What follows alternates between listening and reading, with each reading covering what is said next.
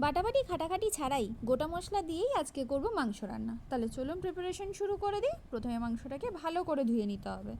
অন্তত 2 থেকে 3 বার মাংস ধুয়ে নেওয়াটাই ভালো। মাংস যদি ভালো করে ধোয়া না হয় তাহলে কিন্তু মাংস থেকে আষ্টে গন্ধ বেরোয়। তাহলে প্রথমে দিয়ে দিলাম তেজপাতা, তারপরে দিলাম পেঁয়াজ, তারপরে দিয়ে দিলাম রসুন কুচি, তারপরে একটু আদা কুচি, তারপরে দুটো কাঁচা লঙ্কা, একটু টমেটো কুচি, ভালো করে সর্ষের তেল দিয়ে দিলাম।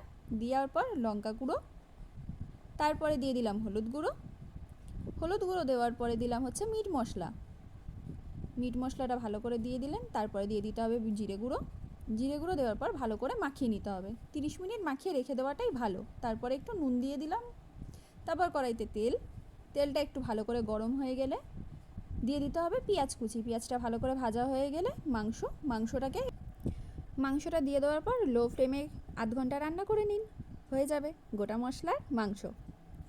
এবার আপনাদের পালা। আপনারা এবার খেয়ে আমাদেরকে জানান আপনাদের কেমন লাগলো। যদি ভালো লাগে তাহলে অবশ্যই একটি লাইক করে দেবেন, কমেন্ট করবেন এবং সাবস্ক্রাইব করে দেবেন। Thank you.